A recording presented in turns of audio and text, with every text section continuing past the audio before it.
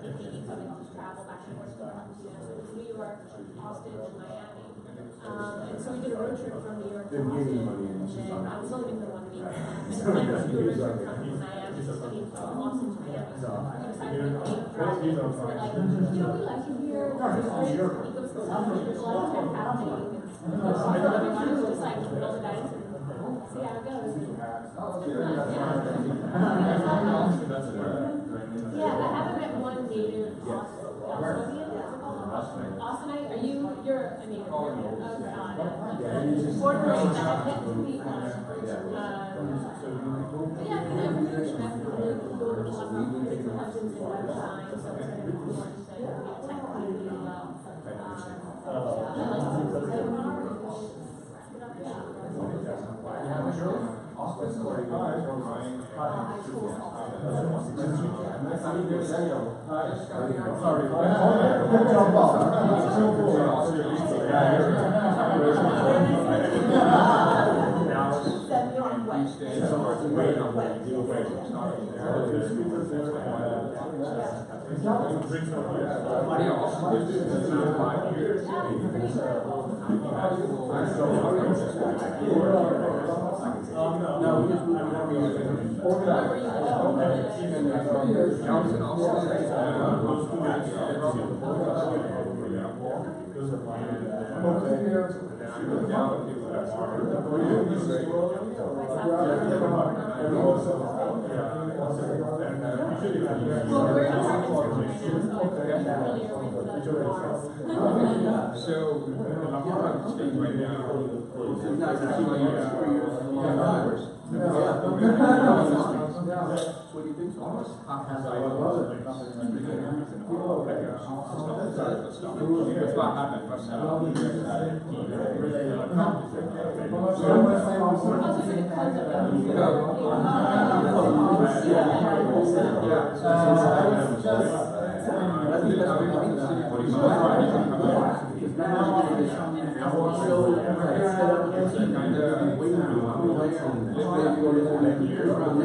important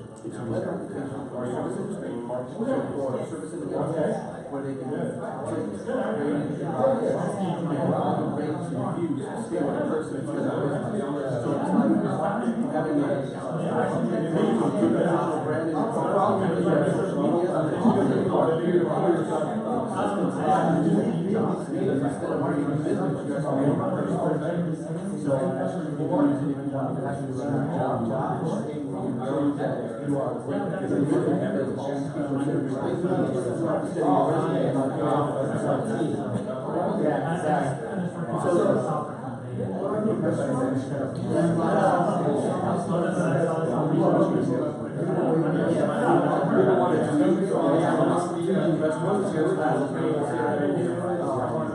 community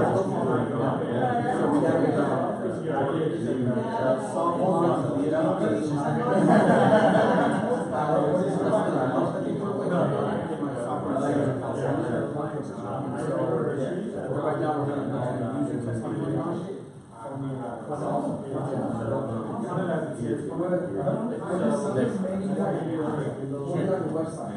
well.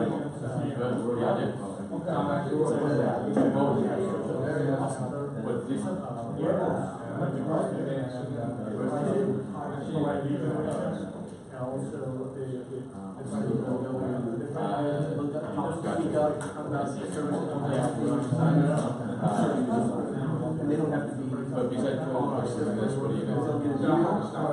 Hey, somebody and advise you. So the big question is, So we're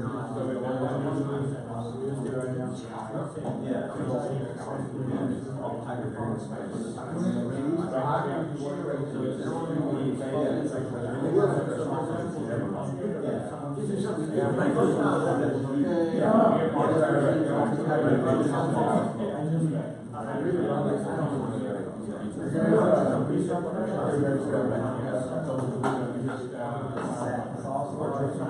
trying to set up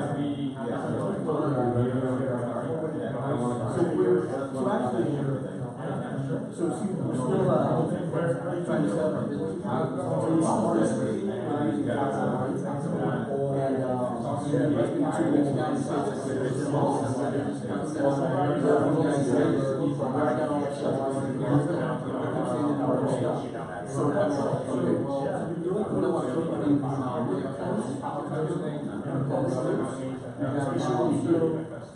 Server space, stuff that is running they say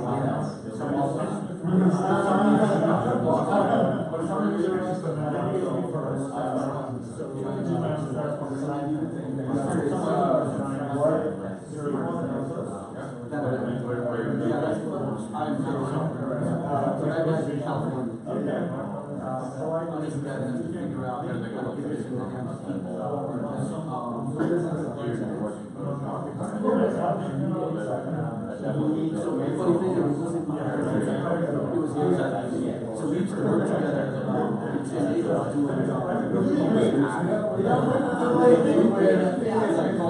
I got this idea. You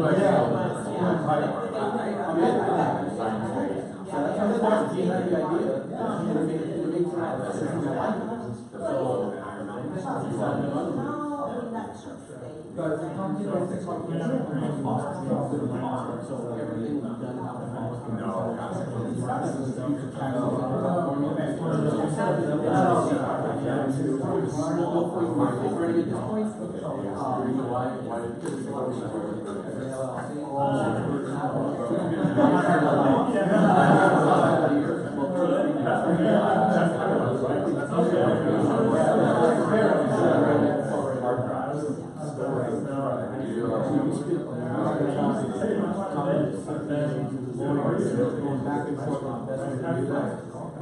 We found that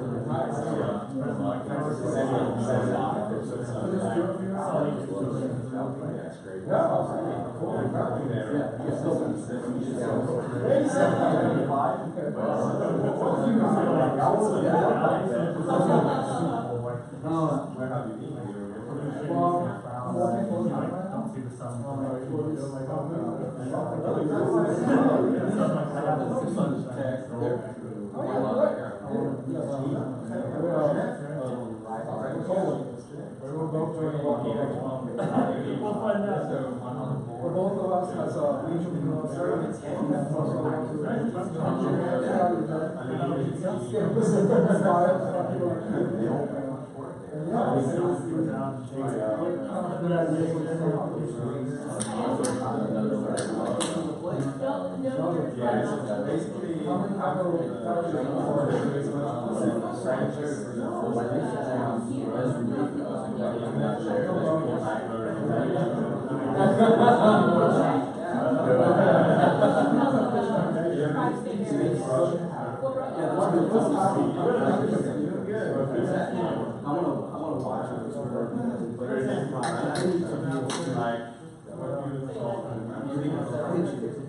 not just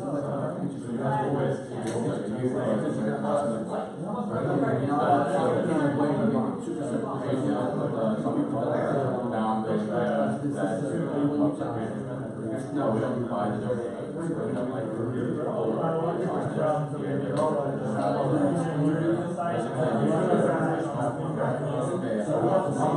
to have a full website that does take care of all their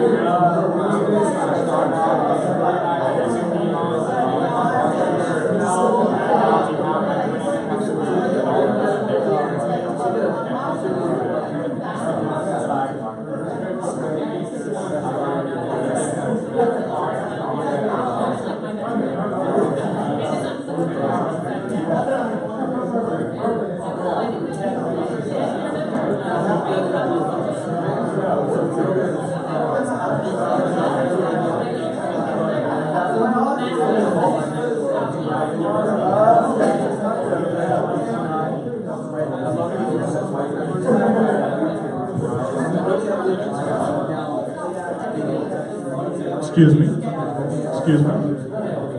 Excuse me. I think we'll slowly start the program now, or the event now. So there's pizzas outside, and there's also drinks here. So please feel free to grab a pizza and a drink, and please take a seat. We'll still have some time out. I mean, after the main event to network and talk. So.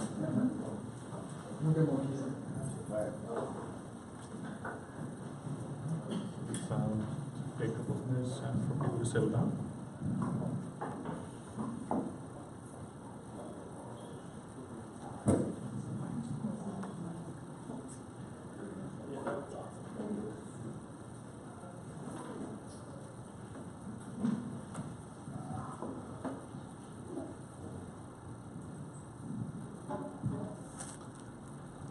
Okay, so welcome everyone to the Austin Startup Meetup, and today we're going to have a fireside chat with Lisa, and I'm sure you may have already talked to Lisa before we sat down. So, but then you also get an opportunity after the 8 o'clock. Yeah, I think we'll have an hour of this session, and then after that, you can still talk to Lisa and network with other folks too. And I'm Suman Palluri, and Sridhar Kama is the co-organizer there. And we both have been organizing this meetup for almost 7 months now. And we actually met through this meetup, and we became co-founders now. So this is kind of a sentimental meetup for us too. So before we start with the main event, I'll just quickly go through some of the sponsors and also some of the other items I have on the list here. So this event is sponsored by Lenamap. Lenamap is a peer-to-peer rental marketplace where you can post your items, rent your items to others, make money, and also rent other people's things and save some money there. So lenamap.com is the domain, and then the other sponsor is Funnel AI, and Funnel AI is where Shri and I work as co-founders.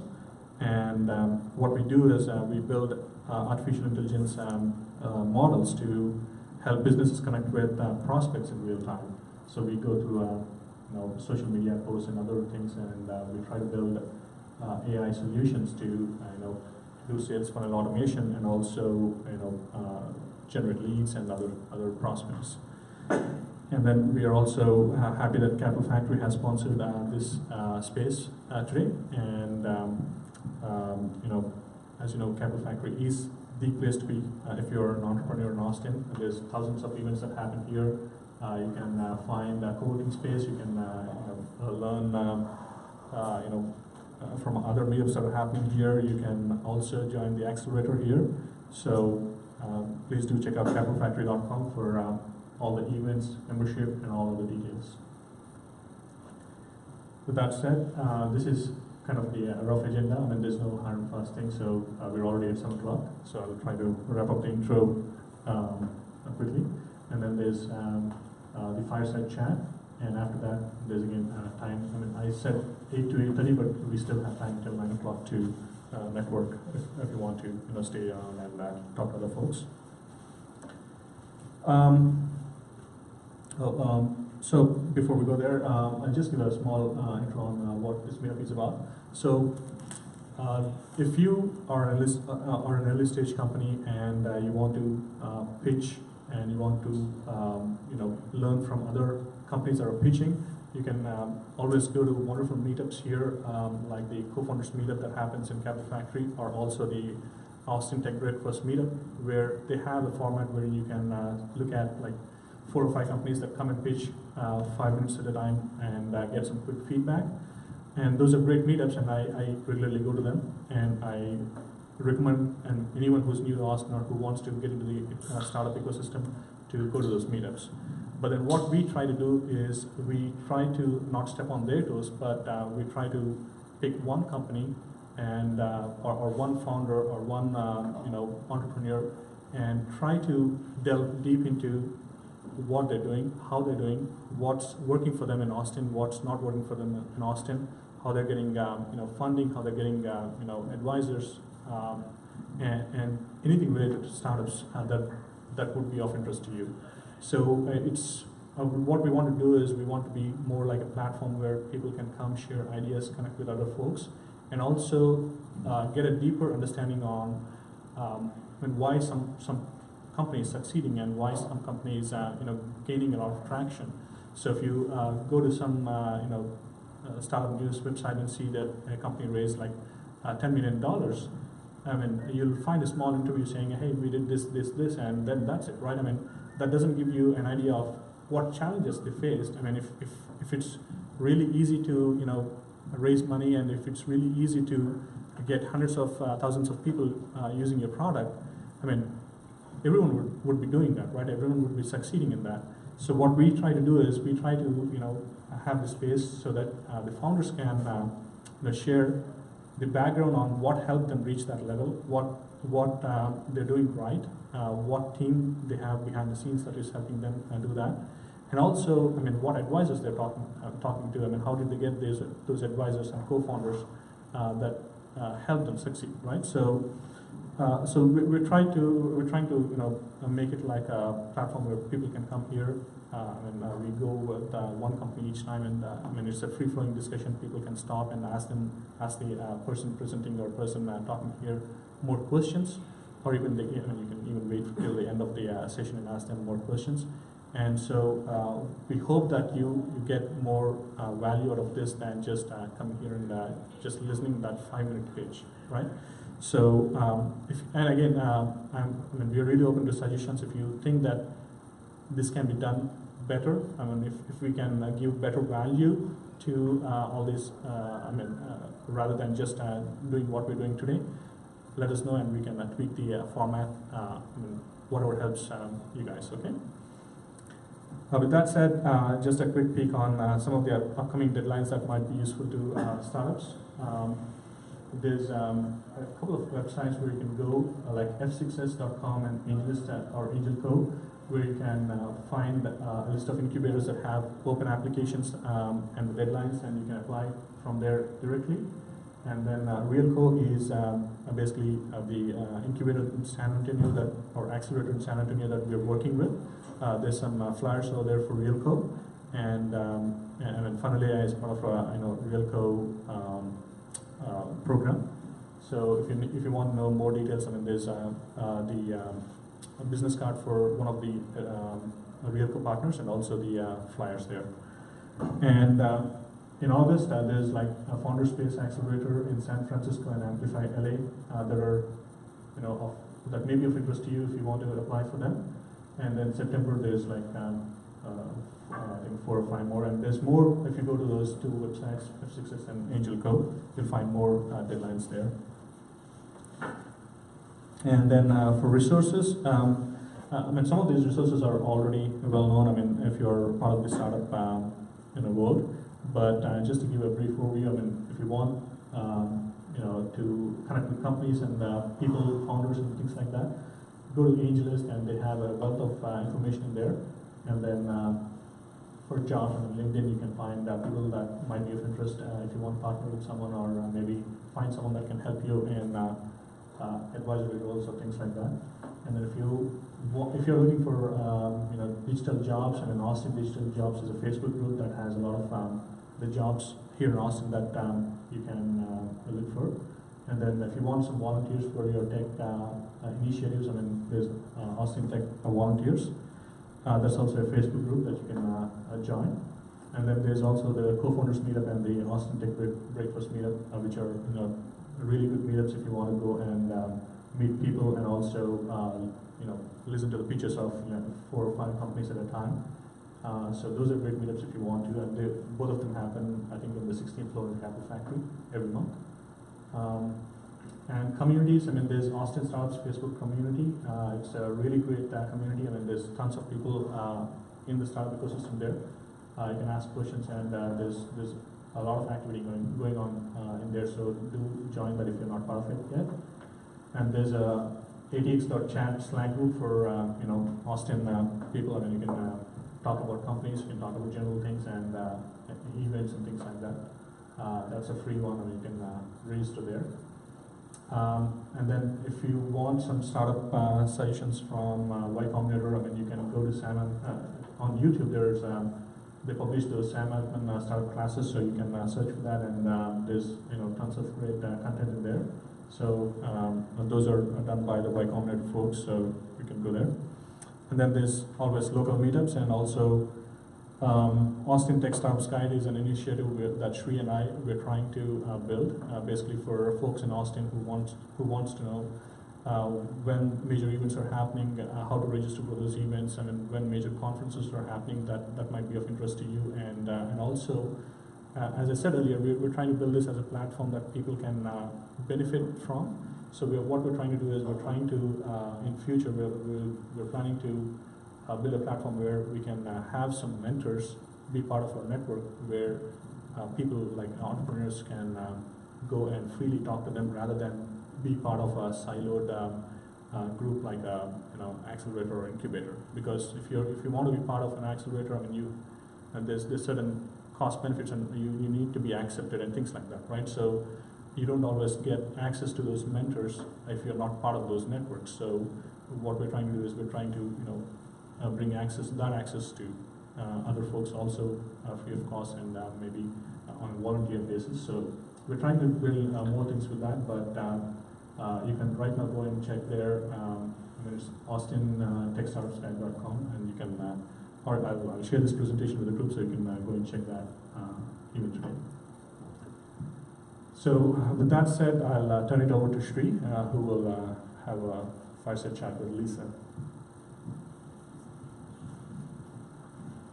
There's one other mic. There, yeah. Sorry.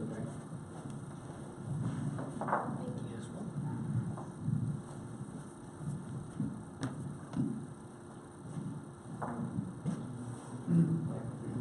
Yeah. Thanks, Suman. Welcome, Lisa. Thank you. So you're named one of the top 100 influential women in tech, and then one of the things for this month Capital Factory is doing is Women's Month, actually. And glad to have Lisa, perfect time, visiting us from New York and Buenos Aires. So it's great to be on the show, or on the event, actually. Thank you for having me. So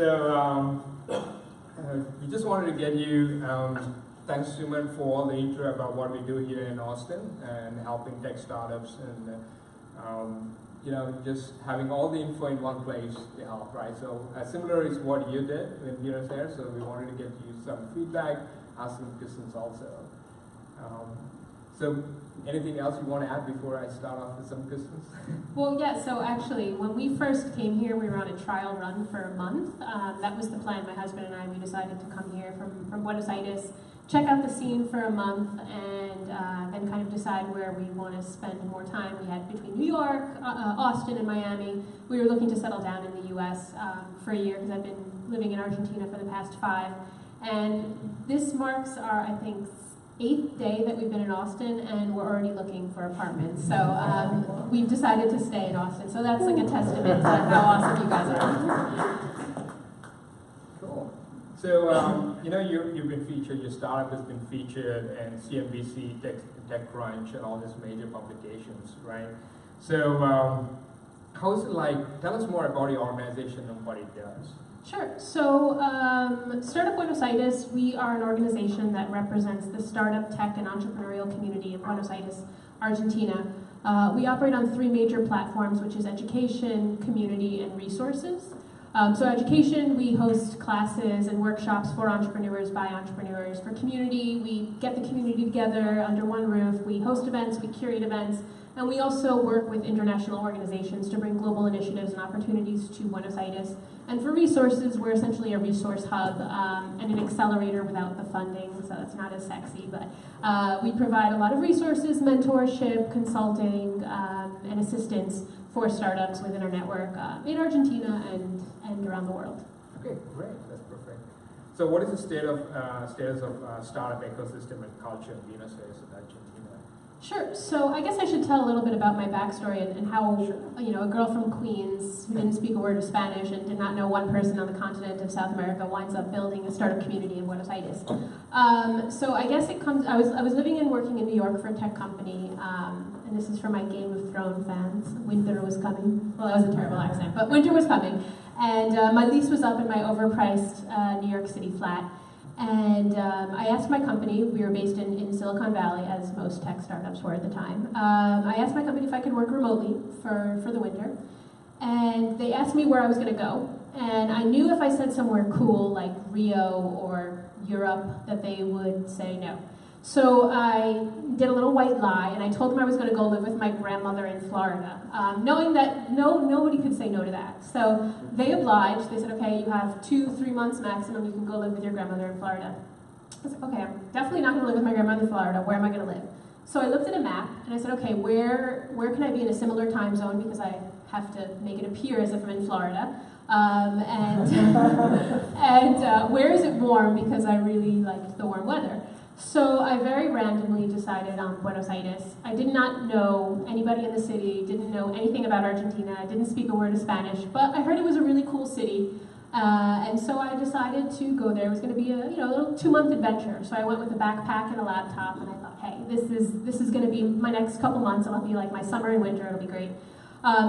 Side note, I learned more about VPN rerouting and servers and voice over IP area codes in that short amount of time hiding my location.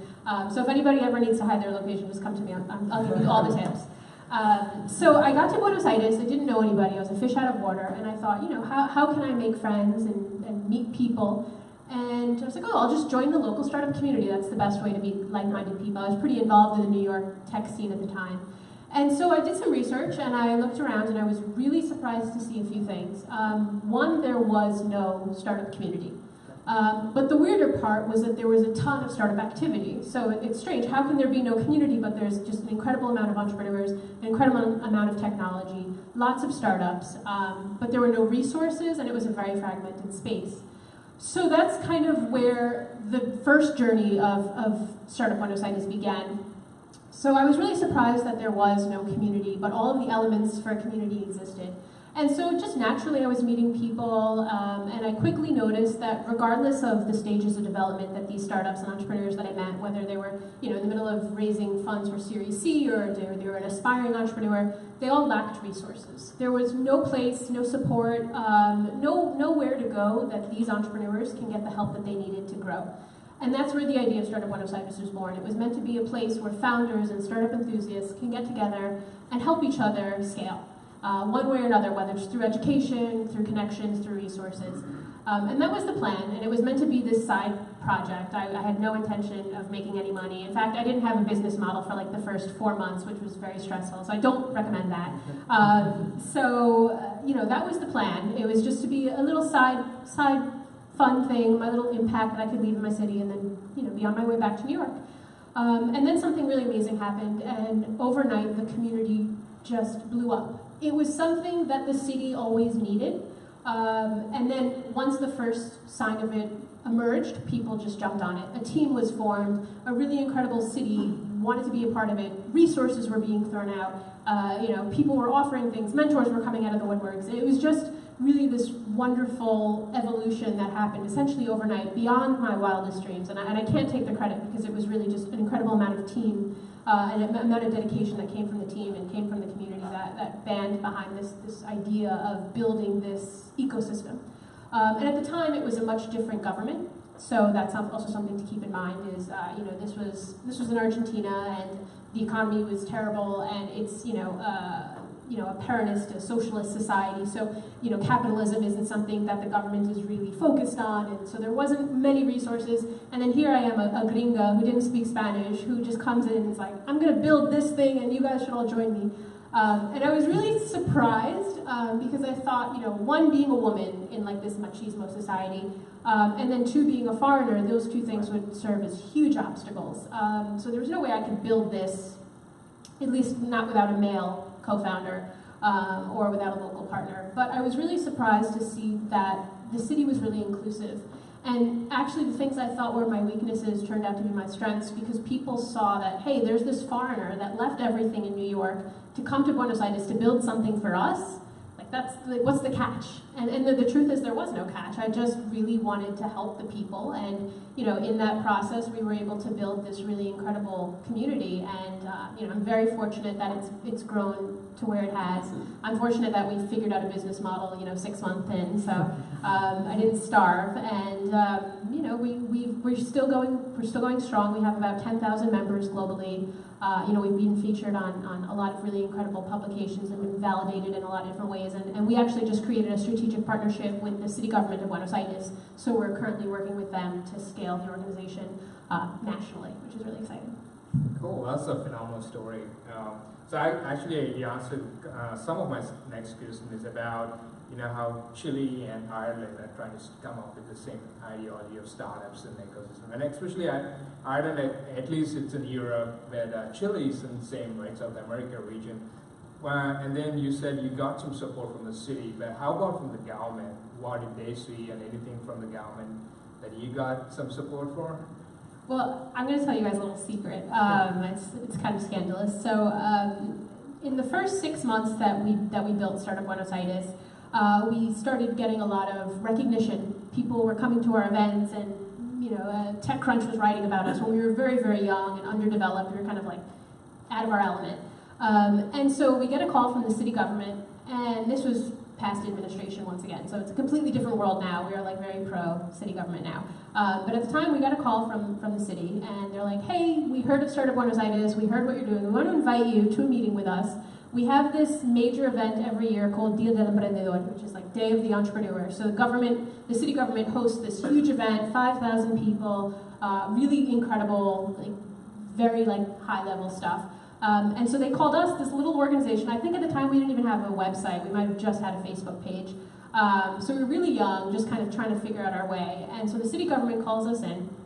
They're like, hey, come, we want to have a meeting. We want to talk about maybe you guys hosting the networking part of this event. It'll be a lot of fun. So we get there. I go with my director of community development, and we put together a proposal. It's completely free, just like, these are some really great ideas. Like, we're super excited and motivated. And we get there, and the guy comes in, one of the senior advisors comes in, and he throws his hand on the table. He's like, I'm just gonna get right to the point. I was like, wow, that's an abrasive way to start a meeting, okay. He's like, listen, the city government of Buenos Aires, we're building a startup hub, we're investing resources, we're putting together classes and workshops and events, and we're naming it Startup Buenos Aires. I was like, but that's my name. He's like, yeah, but you're gonna give us your name. I'm like, well, what are you gonna give me for my name, and he was like, well, we don't have a proposal for you. I was like, but I invested, at this time, I invested literally my life savings in this. And I was like, well, what's your proposal? Do you want to partner with us? Do you want to work with us? Do you want to merge with us? What, do you want to acquire us? And he's like, no, we don't want to do any of that. You're a foreigner. You're going to give us your organization because we're the government, and that's just how it works. I was like, okay, I'm in Latin America. You don't mess with people down there. So I was like, okay, well, maybe we should have another meeting, and I should have a meeting with your boss, who was the head of entrepreneurship for the city. And then the next meeting we had, instead of bringing my director of community development, I brought my lawyer. And that changed the entire tone of the meeting. So the meeting started from hey, we're going to take you over as a hostile takeover because you're, a foreigner and we're the government, we can do whatever we want, to oh yeah, let's work together, we have the same mission, let's do this. And I was like, okay, send me a proposal and we'll work it out. I'm open to giving you the name because I understand the power in the name. We were able to build ourselves because of the power of the name.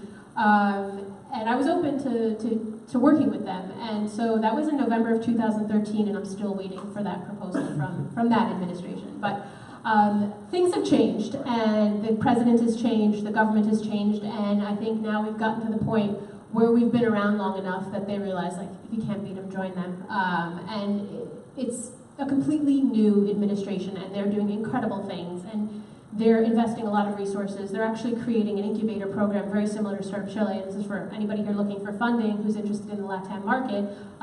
Buenos Aires is creating an accelerator fund up to $30,000 equity-free. They'll give you a year of office space, access to resources, access to government resources, access to mentors, access to investors, and it's open globally. So now this is a much different environment than it was 4 years ago when they were trying to steal my name, and now we're working together to kind of build this global hub out of the city. And so there's a lot happening in Buenos Aires, and I think the government is really recognizing the power and how they can change the city and how they can change the country, because in the end it's entrepreneurship that's going to save Argentina. And it's entrepreneurship that's going to, change the way that we live in this world. And the government is finally recognizing that. And I have so much respect for them for doing that, and not like having me disappear and steal my name. So I appreciate that as well. That's great. I think that's a very good challenge you had to overcome through it, right, to the government and everything. And another question was, I think here in Austin, I know it's a great ecosystem now in the startups. And building Capital Factory, I'm sure Josh built it over 10 years. And it could, I'm not saying it's relatively easier, but at least you have the backing and everything in a startup world. And especially you being a woman. So what are the challenges that you had to face? And especially now we see that is a debate, big debate too, right? We're trying to bring women into the tech world. So what are some of the challenges you see, and what are some of the kind of like a feedback or any advice you give for women in tech? Well, to all the women here, the one, yeah. I mean, I guess that's a problem. I guess we see it right here. Women are the minority in tech, and that we could use it as an advantage, but most of the time it's a challenge. And many times when a woman is assertive or a leader, she's called bossy or bitchy. And that's an issue. And I guess that all starts with us. Not just women, but men too. It's a matter of like building a more inclusive world. And to recognize that the more minds and the more diversity, the better the product or the service or the company or the startup is going to be. So really, it's just about kind of putting yourself in the running. And I think a lot of women, in particular, don't represent themselves the way they should because they're afraid of the perception that they may face. And so a lot of women kind of just sit in the background and allow the men to kind of take the lead, take the control in the companies. And I think that's a problem. I think if you want to make a change, you have to be a leader. And I think we need to see more women in tech, in leadership roles specifically. No offense to the guys here, but women-led companies or boards with women generally tend to do better, statistically speaking. So I think that's definitely something we should work on, is empowering women to take on not just roles in STEM or education in STEM, but also leadership roles, because that's where the real change takes place. It takes place on top. Another thing is also with funding. I know recently there's been a lot of issues, women coming out with, venture capitalists and sexism and, sexual assaults. That there's a lot of issues happening when it comes to women raising funds. Some absurd stories. Luckily, I've never encountered any of that personally. But I think it's a matter of holding these people accountable, because it's something that you wouldn't want to happen to your mother or your sister or your girlfriend or your wife. And I think most people recognize that that's wrong, but they don't say anything. So I think it's a matter of holding these, few bad eggs accountable and recognizing that, you can speak out if something does happen. But really, I think it's most important that you just kind of go for it. I think a lot of times women take a back seat because they're afraid of the perception that they may face if they are bossy or if they are, the boss bitch or whatever. And I think that's a problem, and I think we should care less about that and more about the impact that we want to make in the company and the organization or whatever we may be doing. And I think it's really just being able to work in an inclusive society because it's going to have much better results. Great, that's a good one. And how about women in Argentina? How do they get funded, and any other feedback in that perspective? Well, the financial capital ecosystem in Argentina is lacking incredibly. We actually have this thing called the exportation of talent, which is where startups scale as much as they possibly can to an extent, and then they realize that they can't receive the funding that they need. These are 10s, 20, 30, hundreds of millions of dollars that are necessary. So our best entrepreneurs will actually leave Argentina and go to places like Silicon Valley or New York or hopefully Austin sometime, London, and so we lose a lot of talent regardless if it's male or women, because there's just not a lot of funding there. Argentina, it does have a rep for being, or Latin America has a reputation for being like a machismo society, but I really never experienced any sexism or any issues being a woman in startups. The funding situation just sucks in general in Argentina, so I don't think it matters if you're a man or a woman, but we're hoping to change that, especially with the government and their new program as well. Okay, great. So you're planning to move now to Austin, right?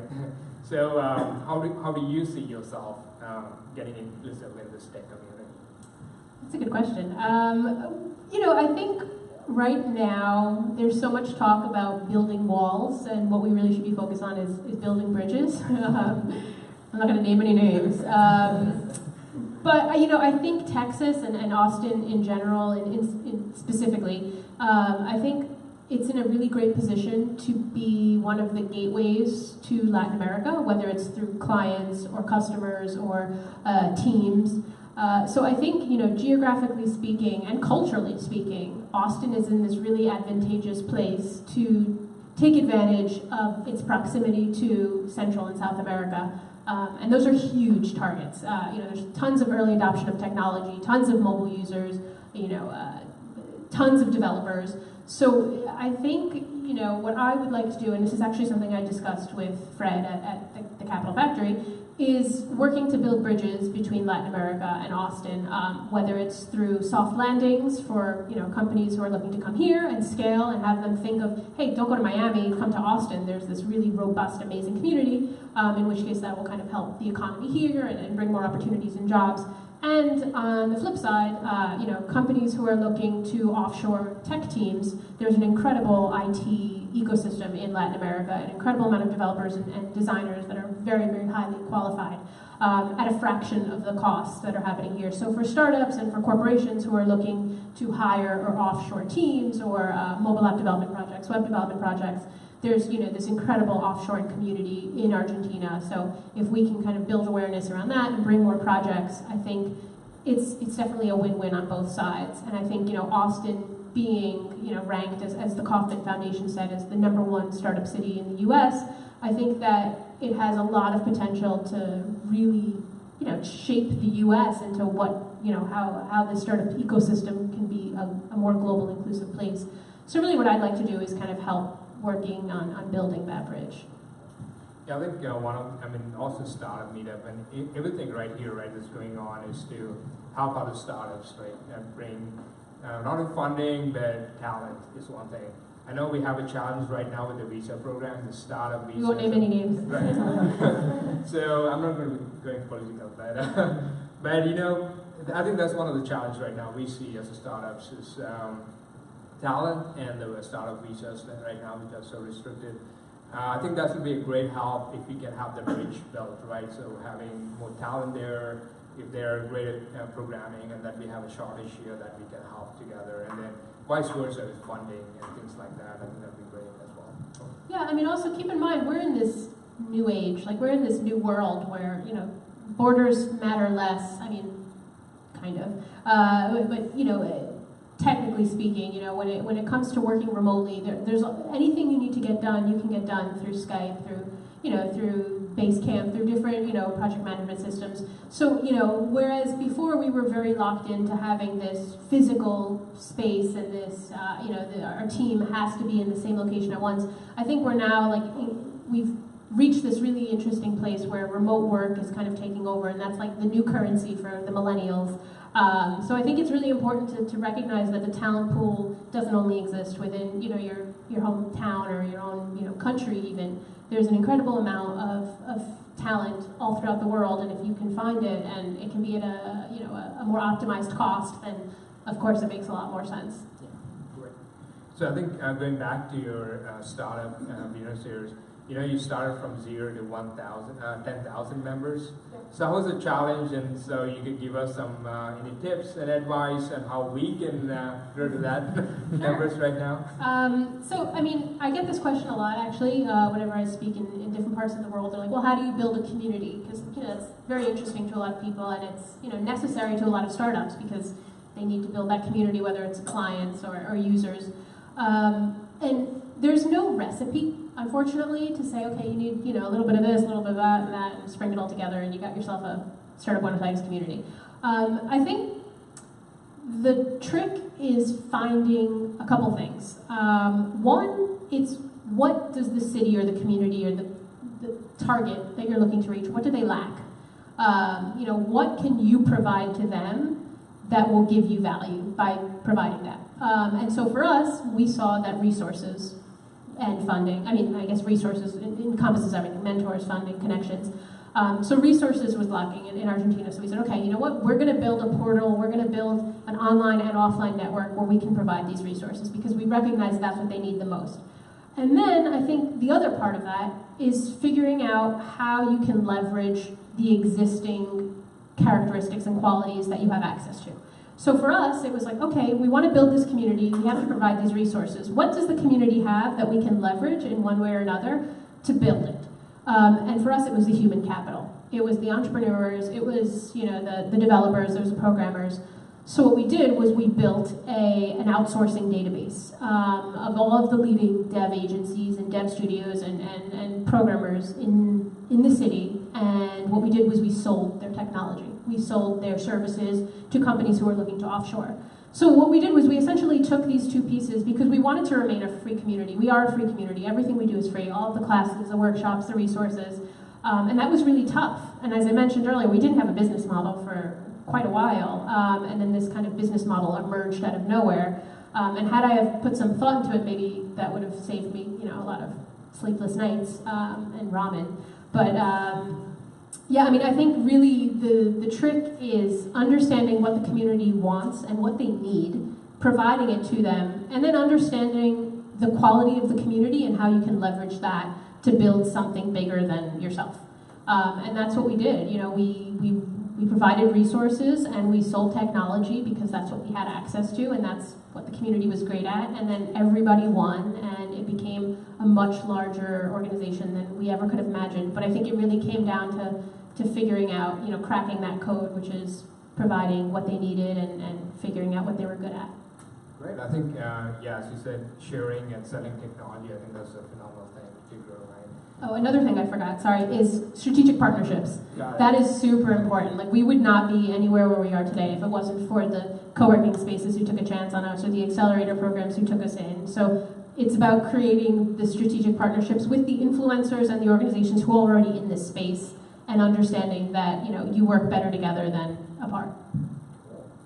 So, you have been named Business Leaders Top 100 Women in Tech. Do you have any advice in general for women in tech? I mean, I think I went off my little woman spiel already. I mean, it's not the right crowd, I guess, but I think you're screaming though. So. I should have been looking at you the whole time.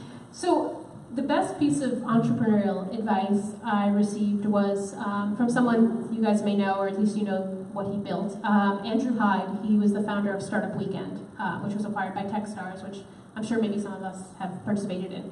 So Andrew Hyde is this like incredible individual. I met him in Colombia like 10 years ago, before I was in the startup world. And we were talking a few years ago, and I'm like, dude, like you're like amazing. Like, how did you do all of this? It's just incredible, like how far you've come at such a young age. I think he's like 30 now. And he's like, you know, I just do good things for people, and I don't ask for anything in return. And it was just so like simple and innocent what he said, but it was just something that just resonated with me. And I think that I think that is why we were able to become what we became, because, you know, I just started doing good things for people and I didn't ask or expect anything in return, and things just came back to me in tenfold. And I think that's just like a good quality to have as a human, you know. And I think, you know, in this startup world, we're all about the paying it forward mentality, where it's like, if you've succeeded or, you know, you are in the position to help someone, you're going to help them because this is the mentality that we have. Like, this is the world we're living. This is like, this is how startups operate. And I think it's really important to just do good things for people and don't expect anything in return, and always remember to pay it forward, because if you're not in the position now, you will be, and then you can create that for someone else, and I think that's really spectacular, and that has a ripple effect. So for me, it's not even just like an internal thing, like, oh, I feel so, you know, lovely for doing that, or I feel like I'm a good person, I did my good deed, but it's really about like creating this ripple effect that has an impact well beyond you. So I think that's, you know, one of my number one, you know, advice to entrepreneurs is just do good and pay it forward, and it'll come back to you. Another thing I'm going to steal from Nike, which is just do it. You know, there's nobody, I mean, contrary to popular belief, nobody knows what the hell they are doing when they start. Mark Zuckerberg didn't know what he was doing, Sergey Brin didn't know what he was doing. Like, not like I'm going to compare myself with them, but I didn't have a clue what I was doing. I'm what I would call an accidental entrepreneur. I accidentally became an entrepreneur, never intended on being one. And I think, none of us really know what we're doing, and it's just a matter of doing it. There's going to be a million reasons why you shouldn't, but all you need to find is that one reason why you should, and then that should be enough to drive you and to, give you enough passion and motivation to go ahead and do it. Because it's one of those things, and this is why, I moved forward with building Startup Buenos Aires, because I think all entrepreneurs come to this crossroads where it's like, do I do it or do I not? Because you're completely out of your comfort zone, you're, giving up everything and it's, just rocks your world. And I think it came down to me personally that it was one of those things where if I didn't do it, I'd regret it for the rest of my life. So if you find yourself at that crossroad, just go through that road and toughen it through, and it's not going to be easy, but it'll definitely be worth it. So, like Nike says, just do it. So I think what you said, sums up pretty great, and then your participation today has been phenomenal. So I don't have any other questions, but I'll open up the questions to the floor. So let's see what they have.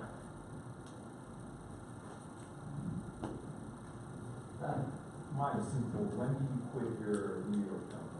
Or are you still employed? No, I quit a long time ago. Now, they don't think I'm still in Florida with my grandmother. So I went to Argentina November of 2012, and I was supposed to return February of 2013, and I quit when I was supposed to return. It was like, my boss was like, okay, so you're coming back soon? I'm like, actually, I'm not going to come back. And then I launched Startup Buenos Aires in May of 2013, so a couple months after I left my company. I did not have any income. I lived off of my savings, probably for about a year until we figured out a business model, which like I said, I don't recommend. Have a business model figured out. It could change, it can pivot, but just have some sort of an idea of where your money's going to come from. I didn't. So I was reading an article about you online, and it says That's not creepy. just doing my homework. It says you travel around the world and you got kidnapped in India. Is that true? Can you tell us a little bit more about your traveling experience and how that helped you as an entrepreneur? Okay, well, the kidnapping story is going to have to happen over beers at some other time. It's a very long and interesting story. So it is true. It is true, yeah. It's not a lie. It's not as dramatic as it seems, but at the time it was pretty dramatic. So I'm from New York originally, and I took my first backpacking trip when I was 17 when I graduated high school. Another lie, I'm looking like a liar, but I told my parents I was going to be with friends traveling Europe, and I did it by myself. I don't usually fib that often, but so I decided to backpack Europe on my own at 17, which was absurd. I would not be happy if my future child decided to do that. But doing that, I learned a lot of things, which was there's life outside of America, and there's different cultures and food and people, and you build this tolerance and acceptance and just this really incredible grasp on the world once you leave your hometown, wherever that may be, anywhere in the world. And so, backpacking Europe, I did that a couple times, and then I moved to Japan, and I lived in Japan for a couple years. And then I made the long way back through Thailand and through India, and that's when the incident happened. But yeah, I guess for me, the way that traveling changed my perception of entrepreneurship was you get a global perspective, and I think that's necessary whenever you want to build anything. The U.S. market is great, and a lot of people do wonderful focusing on the U.S. market, but I think it's really important to focus on the global market because it's so vast and so big.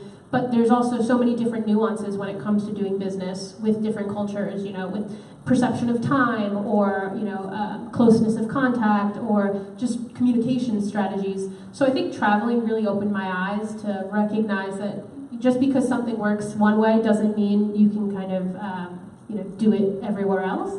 So for me, it gave me a perception of the world and how big and vast it is, and how, it allowed me to move eventually to Argentina with a backpack and a laptop, because I saw, the world is not necessarily a scary place. It's an adventure. So you never know where it could lead. So, and I'll tell you a story over beer sometime. Oh, sorry, that he had his phone. Obviously, as a entrepreneur, you're wearing a leader hat and wearing a manager hat at the same time.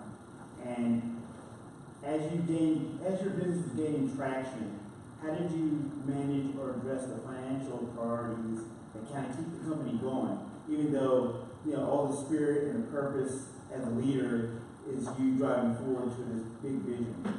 That's a great question. The easy answer is to say a great team. Being able to delegate was really important, but also something that's really, like a really great quote that someone named Chris Desi said was, it's important to be, I don't want to mess up this quote, it's important to be rigid in your vision, but flexible in your execution. My vision was I wanted to have this free community for these people because they didn't have access to these resources, they didn't have the money, they didn't have the economy. So for me, my vision and my mission was to create this really altruistic, non-profit, free space for entrepreneurs to scale and succeed. At the time, we didn't have any income, and so a lot of people were saying, just charge for your events, you're adding value, just charge the people, they'll pay. And that went against everything I believed in. So for me, it was about, keeping rigid in that vision, but the execution I had to figure out. And I guess, the short answer is having a team that you trust that can help push through your vision and execute, the mission and, the finance part as well. Whether you choose to focus more on the vision part or you choose to focus more on the finance part, I think it's really important to have a team that you rely on, that you trust. And on a personal level, I think it's really necessary to have a support system, because being a founder, and I don't think people talk about this enough, unfortunately, because there's like this stigma, but being a founder is incredibly isolating. I've experienced the lowest of lows and the highest of highs in my life as I have in this journey as an entrepreneur, and I always consider myself like a pretty even-keeled, balanced person, but being an entrepreneur is really freaking tough.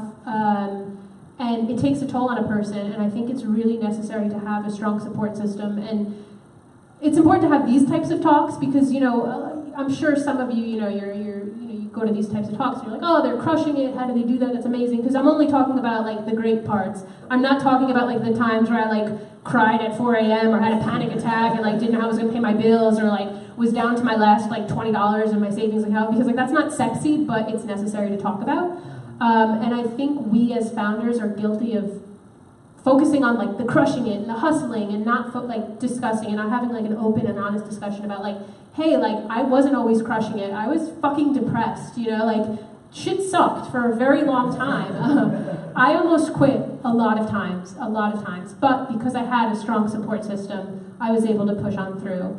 And I think it's really important that like all of you as your journeys through as entrepreneurs and as, teams, like on teams with entrepreneurs, I think it's important to recognize that we're all in this together and we're all going through the same stuff. If it's not at the same moment, it's going to be later on or it already passed.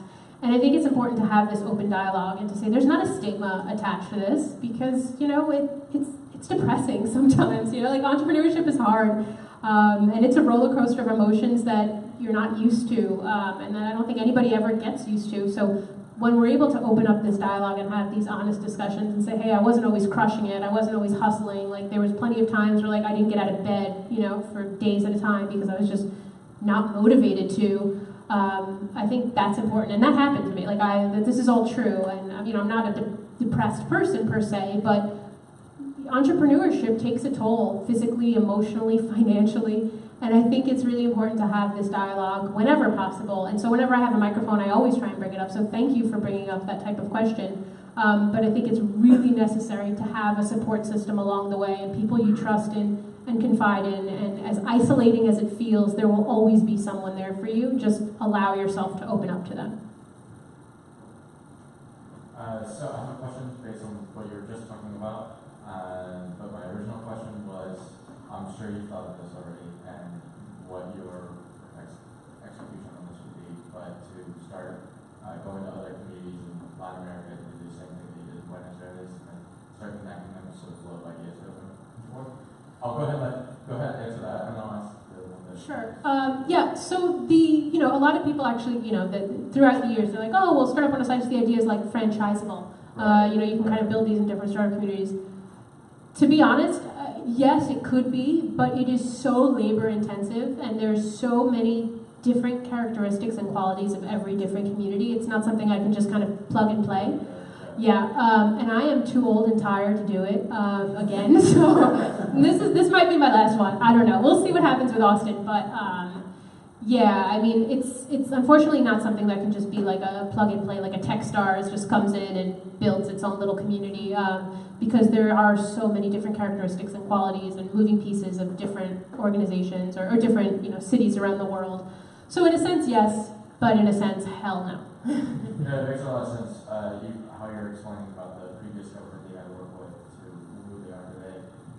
But yeah, I can see that struggle. So the second part of the question was kind of regarding what you were just discussing. When you have all these people that want to help you with your idea, and they have a similar vision as yours, that you're building this out,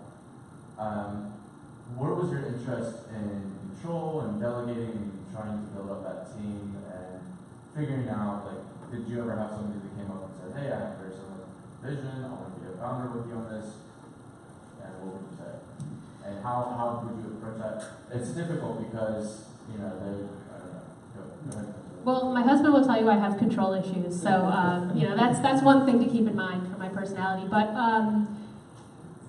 co-founder, it's tough because co-founder is like a relationship, a marriage, and I was a solo founder, which was really tough. So looking back, would I have liked to have had a co-founder to go through this with me from the beginning? Absolutely. If I found someone that I trusted and that had the same vision and the mission, and could bring that to the table, I would absolutely be open to it.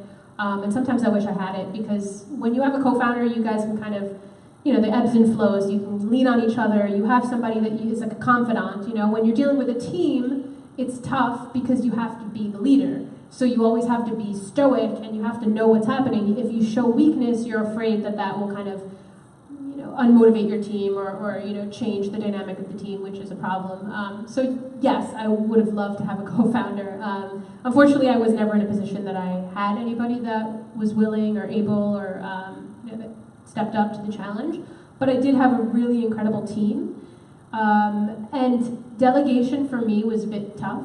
And I think that's something, as a founder, you learn that is necessary. So you have to get whatever control issues or whatever, like your mentality of like, if I want it done right, I got to do it myself, which is what I had in the very beginning, but it's not the case. It's if I want it done my way, I have to do it myself, but that's not to say that my teammates isn't going to do it a better way or a different way.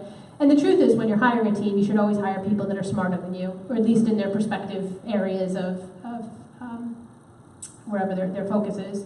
So, I think in the end, it's hiring people that you trust and hiring people that are smarter than you and better than you. So whatever they do, you can trust them that it will be better than the way you would do it. And it's a lot of trust because, as I'm sure plenty of people know, when you're a founder, it's your baby, literally. Like, it is your child.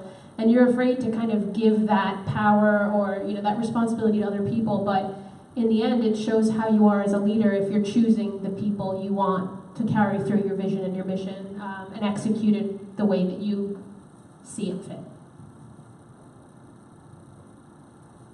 So when you're building this community and you're building this when you're thinking about the business models and things like that, I'm sure you had like 1,000 ideas and things like that. But a lot of the founders that I talked to, or a lot of people in the community have similar issues. Like they know that they can build something, but they have like 1,000 ways to go, and then they're overwhelmed with what should I do with where to go. And at that time, I think one of the things that lack for early stage founders is a support network, like you said. Like mentors or advisors who guide them through the right process. Did you have any mentors or advisors there, or was it like you trying to fight it out yourself? Sure. In the beginning, I didn't, because I didn't recognize how important that was, and I didn't know. I just didn't know many people, and I certainly didn't know anybody that was building anything similar than I was building. So for me, it was just like a lack of people to choose from. But as you go on, you recognize how important it is to have a soundboard or have, a mentor or have an advisor. And so, and you meet more people and you get involved with the community, you find influencers, you find people doing similar things, if not the same. And so I was very lucky to have a couple people that I confided in and that I trusted in that built really great things that were able to help push me through in my career. And I think that was really necessary. And I definitely recommend, if you're building something, to try and find a mentor, an advisor, even if it's not like a formal type advisor where you're giving a piece of the equity to the company, but just to have a confidant and someone you trust, someone that's been around the block a few times. You'd be surprised how open people are to help, especially in this startup culture, this pay-it-forward culture. You'd be surprised, and I think all you have to do is really ask. And I think that's the hardest part, is just figuring out who you want to ask and then actually going ahead and asking. And I mean, what's the worst they can say is no, but chances are you can at least get a conversation out of it, a meeting out of it, and be on their radar, and you don't know what that could lead to in the future. I think that's one of the things that even Shri and I, we were facing before we went to one of these accelerators, because we were lacking that support network and the mentors and the advisors that we have now. And that's probably one of our motivations for this meetup, is to create a platform where people, without being part of a particular community or part of a incubator or accelerator network, I mean, they should be having access to some people that they can approach and talk to. I mean, who knows where the discussions go to, right? I mean, it's also about utilizing existing communities, not necessarily having to go find your own advisor, go find your own mentor on LinkedIn, like fishing through thousands of people. It's about going to these types of events. It's about, joining a co-working space. It's about being a part of an accelerator program, because they have access to all the people who have done or are in the process of doing what you're doing. So I think it's also a matter of understanding what resources are already available and, taking the path of least resistance in that sense. So absolutely, I'm a big fan of the meetup groups, of the Facebook groups, the co-working spaces. It's really important to, utilize what's already there. It'll definitely help the process. So in the one question I had was, you come across many startups, right? Did you have something like a package for them, like early stage, and what stage they are, and how did you help out build their mentor network or advisory board and things like that? That would have been nice. No, we had a lot of different requests from a lot of different startups at a lot of different stages. Unfortunately, it wasn't something we felt we can automate, although we would have loved to automate that. We had some template messages here and there when people are asking the same questions, but, as far as like the one-on-one interaction and the resources that we gave, it was very customized to the specific stage or issue or, person or startup that we were discussing. Or working with, but I do wish we had like some sort of like an automated system. That would have been easy.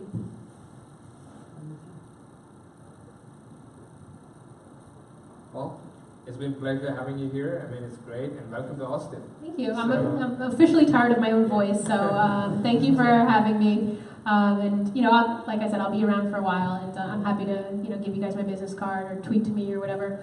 I'm here, and we don't have any friends, so we're happy to make some friends too. I'm Samuel from Switzerland. I have one last question before we have another beer.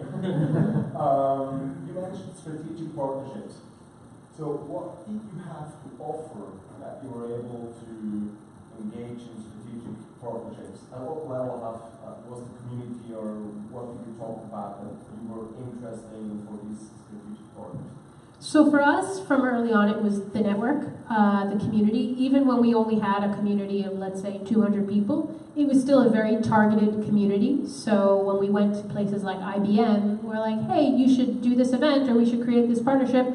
We'll give you free promotion and get the word out. Or if it was like Seed Stars, which I believe is based in Switzerland, if they were doing a pitch competition, we're like, hey, we'll give you free advertising on our site or on our social media because we have this network. So for us, it was really about the numbers and the community, because it was always a targeted community. It was always startup or tech enthusiasts or entrepreneurs or aspiring entrepreneurs, which is a very niche-based group of people. So even when we only had 200 to 2,000 to 10,000, it was still, we're giving them exactly what they want. And we asked for nothing in return besides the partnership. So then when it was time for us to ask for something, we went to them and they were able to provide. Okay. Great. All right, well, thank you very much for having me. I appreciate it. Thank you for having us. And then thanks to everybody who came running. And yeah, we open for networking and then any questions you can hang out. Great. Thank you guys very much.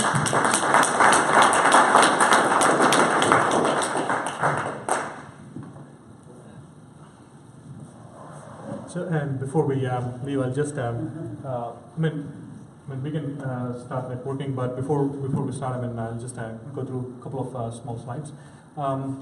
So, as I said, we're trying to build a platform to, share ideas, help each other, and be like a community that can, help other companies grow. And in view of that, what we're doing is, if anyone is developing any product or service or app or things like that, and solo founders and people with one or two people working on an idea, it's difficult for them to do the decision making on all aspects, right? You can do design, you can do development, you can do testing, and all these things, but we don't have that much time to do all these things, right? So, and we don't have resources to do that. So, if anyone is has a stumbling block like that, in the sense like you developed an app, but you want feedback, or if you want people to take take a look at your app and give either do some testing on that, or do some some kind of promotion on their respective areas. If someone is like a marketing professional and would like to spread the word about your app and things like that, we'd like to hear about your ideas, so that way we can, if you either tell me or if you email me, what I can do is I can shoot out an email to the group. We have around 700 members in the group, so we can say, hey, this guy is working on this product. Why don't you go and test it? Why don't you give some feedback and things like that? So we'll try to help wherever we can, and likewise, if you would like to help with something else, let me know. I can make a note, and if someone comes to me for help, I can direct them to you. Okay. And again, the same thing for spreading the word and helping with marketing or social media or anything like that. And if you're looking to hire someone, or if you want to team up with someone also, and if you are not finding the right person, let us know. If it's someone in our network that we can connect you with, we'll try to do that. Or if we know someone that can connect you with someone else, we'll try to do that too, and we'll try to forward you to those folks. And again, if you're looking for jobs and things like that, let me know. And if you have any other questions about startup things, like legal issues, legal questions, how to incorporate, which incorporation you want to go with, and things like that, it may be legal, or it may be something else, marketing or anything like that, let us know. We'll try to help however we can, okay? And the next meetup is going to be on, again, the third Monday of September. So we always have this meetup on the third Monday of each month. The second Monday is typically the co-founders meetup that happens there, so we try to, not overlap with that. So third Monday, September 18th is the next meetup, and we'll probably have the B2B pitches or something like that next month. And if you want to present your app, product, service, or idea, let us know. We can have a small talk scheduled for you.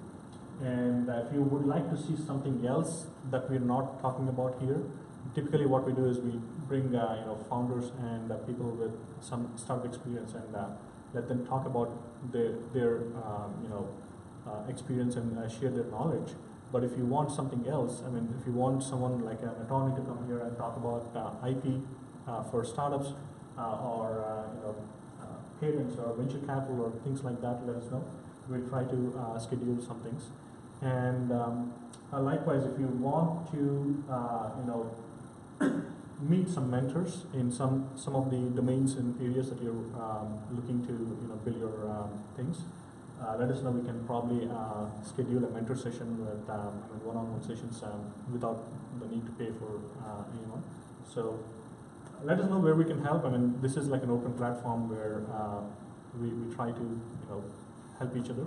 So I mean, we're open to suggestions and things like that. So with that said, if anyone wants to talk about or wants me to give a quick shout out about their startup or things like that, let me know. You can you can come out here and maybe just tell the group about your thing. So I mean, you're free to do that now. Or I mean, if not, we can disband for networking, and then we have to. Oh, sure. Thanks. Hi, y'all. So I'm Charles Hadway. I quit my job a week ago.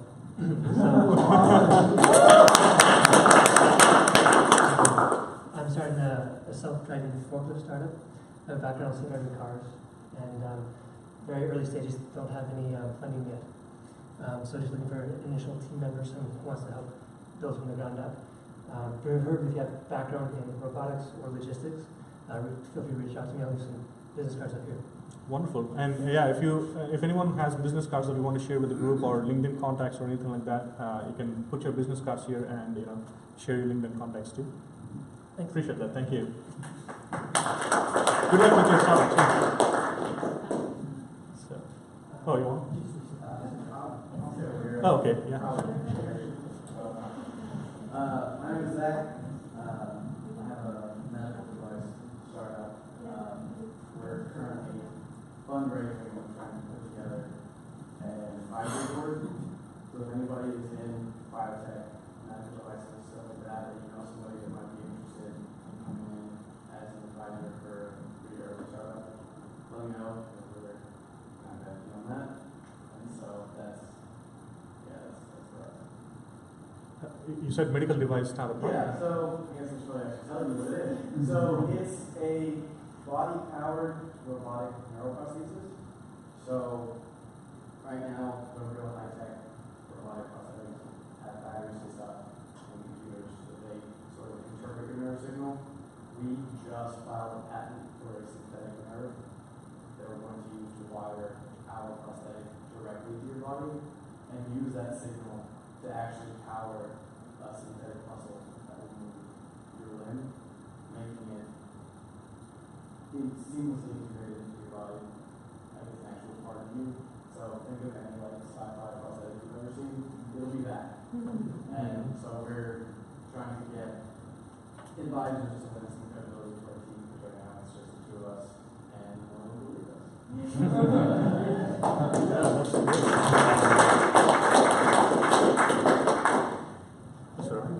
I'll go ahead and go. So I'll make it quick so everybody can get to networking. So I haven't quit my job. I'm a co-founder for a service industry app used for tip, rating, and advising service individuals, not the business. And we're about a month or so away from doing our soft launch. And what I do need is testers. So I have a link, so if anybody wants to test the app, it would be awesome. We've already got the production, but we already got the QA environment set up with a set of instructions and how to go through it, and you can test different scenarios.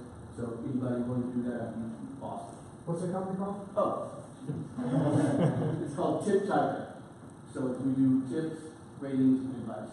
We do encouraging advice. We don't rant and rave about it. Wonderful. Yeah, I'll probably send out a note to the group. If you can provide me some link to the either the testing or a spreadsheet or something like that, I'll send it. Wonderful. And likewise, I'll send your a note about your startups also if you want to the group. Okay. So, yes, sir. Yeah, I'll go real quick. My name is Michael Pine. I just moved here from Utah. Packed up my life and had a good 20-hour drive, so I just hate snow, so I was pretty much like somewhere warm, so here I am. But I have a degree in marketing and a minor in art, so my true passion is design, graphics, drawing, illustration, that kind of stuff. But I also wanted to pay bills, so I got a degree in business. So I'm unemployed, I quit my job, so I'm just looking for work right now, preferably marketing related or art related. So do you have anything, or do you even help with any of those areas? So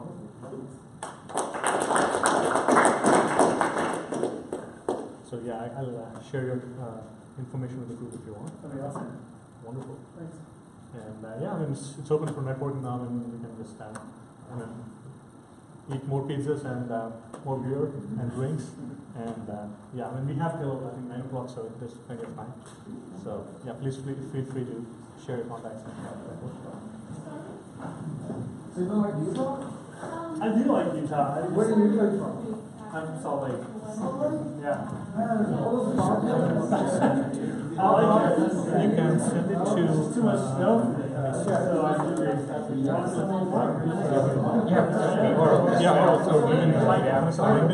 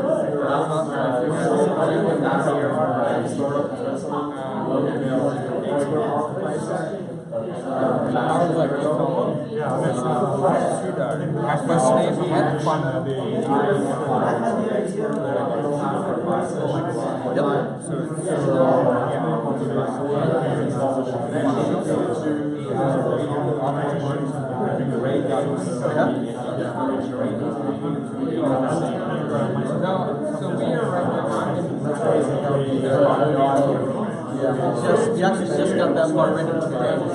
So you're the first group that took it out. Thank you so much. Now, yeah. So,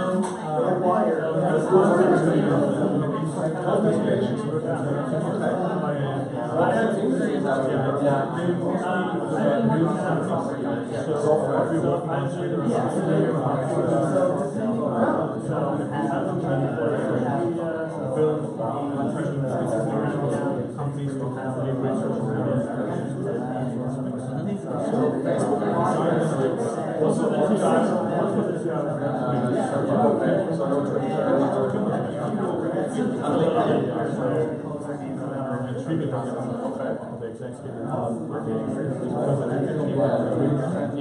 Now we have coming with 3 paying customers. How big do you launch 3 customers that you get the for 6%? They're in Switzerland. And they help you get the MBA.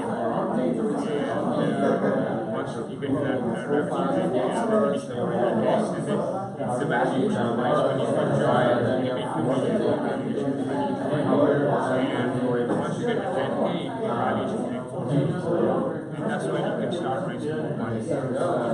Or you can keep scaling, and they'll get you the 100K a month, or start raising the seed.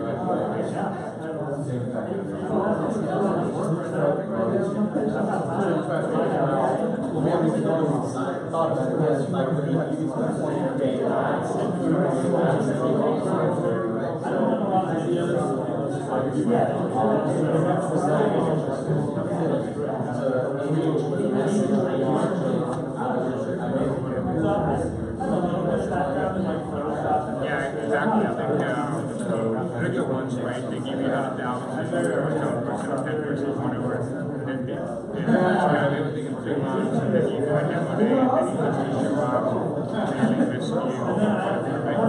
And that's it. But real different approach is that they actually help you go through the route of building this stuff. And for me, especially when I first joined there, even Austin, the network was not there. They had connected everybody out there. So when I first joined, it was kind of like a hands-on advisors and all that San Antonio, they all invested in one investment. So we started hard for you to, one of the challenges that not many people know who you are, things like that. But it's not true, you know, people get very because you can't really tell how they give them and that's the difference. I was pleasantly surprised.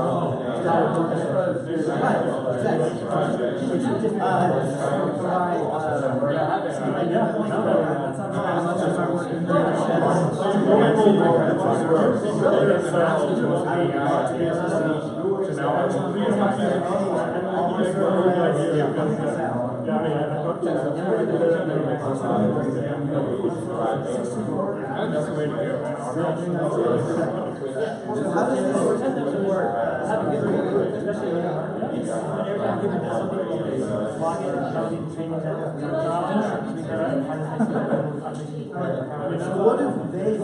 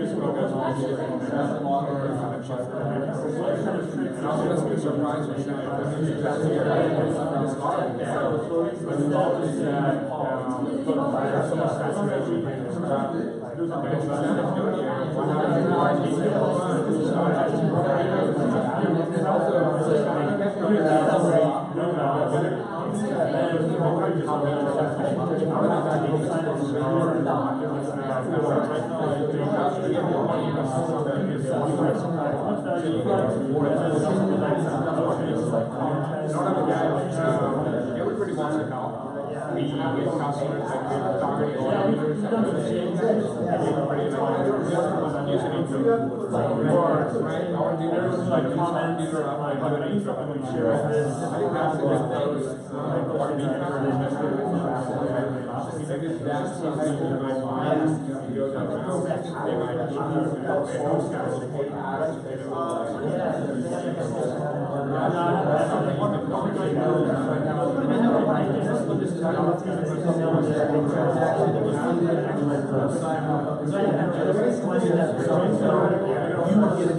it's always like checking out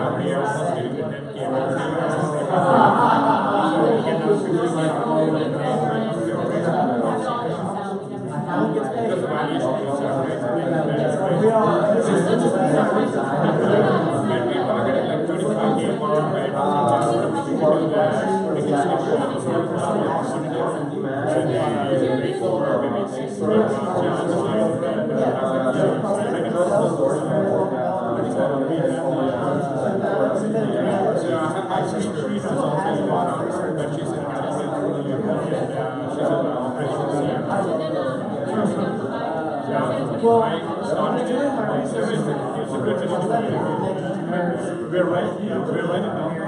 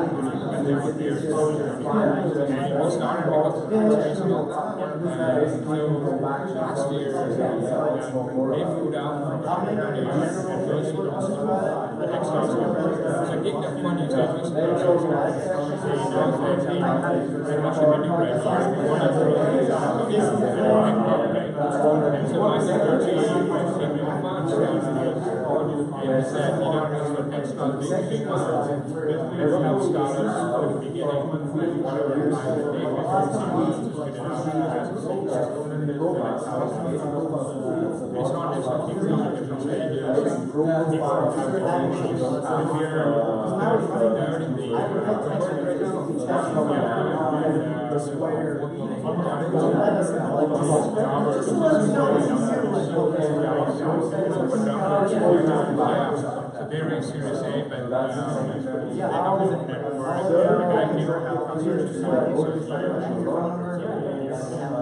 another one is just refreshed micro-lending.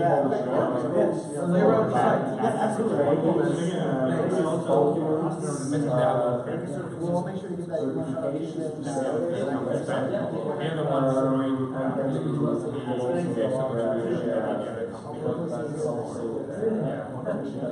also, what is the process? And also conscience too. So many people understand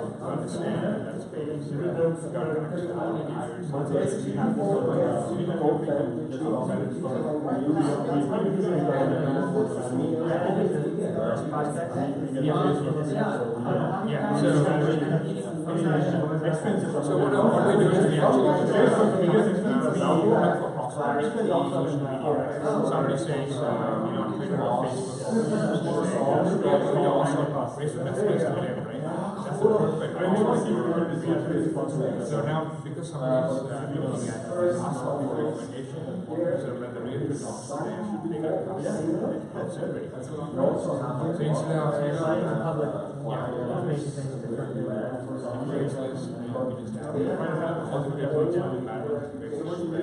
so that's what we pass the data. My day job, I would rather do it actually. If there's any gaps or recommendation or approaches, that's what we should. That's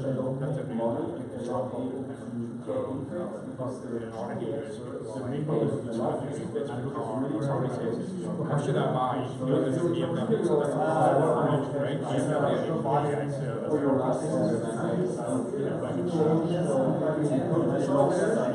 Facebook, Craigslist, something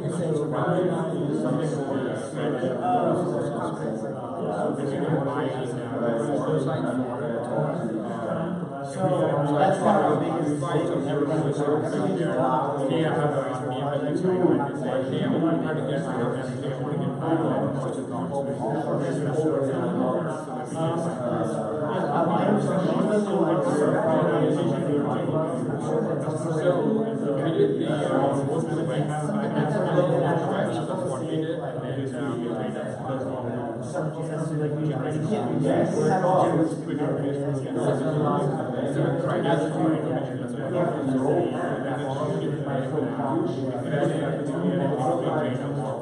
Honestly, we're probably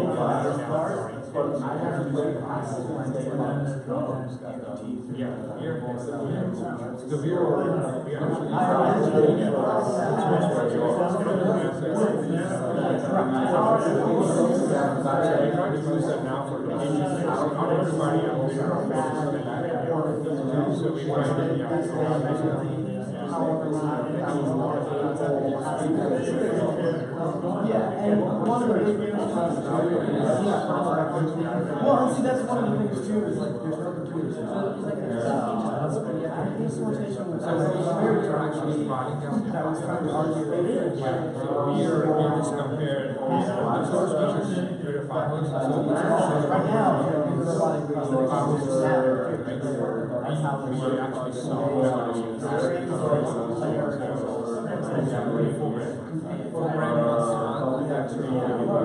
we're getting rid of all the stuff that was running hours.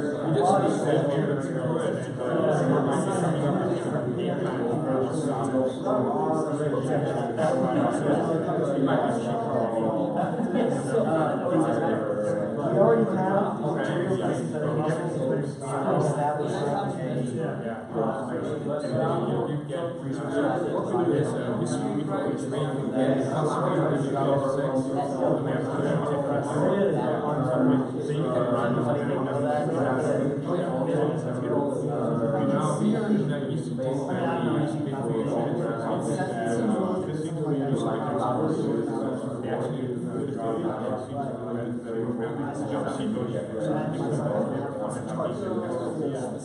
what they do is they have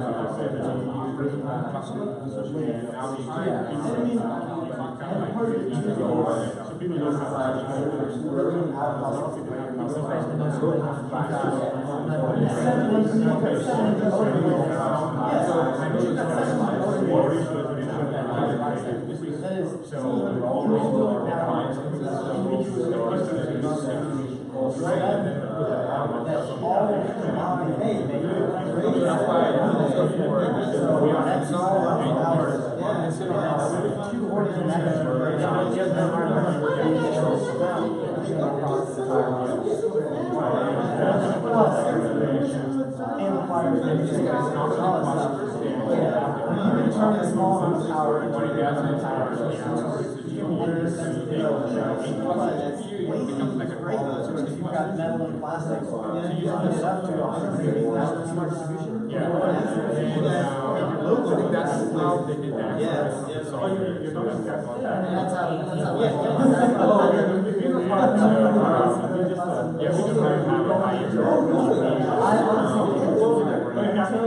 I had this idea that we started doing research. Until then, I really don't think we spent a lot of time.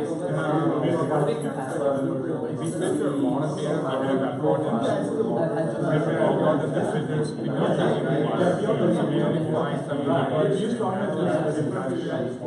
then we take that one and then we start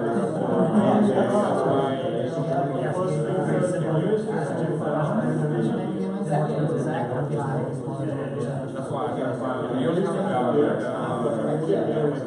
stored a few million rows so far. Okay. Yeah. But now with the farmers, we're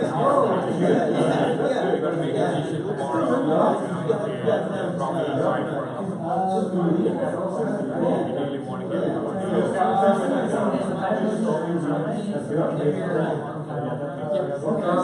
we got proof of farm, but you still don't get the location. That's what, yeah, that's what we want to do.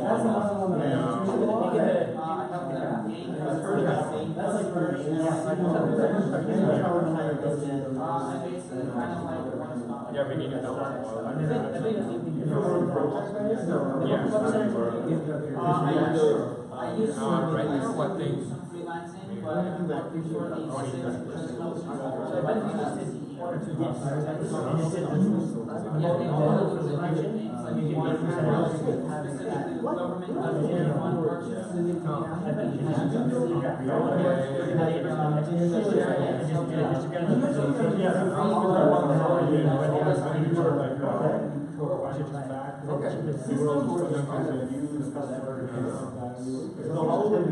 We are looking at the idea.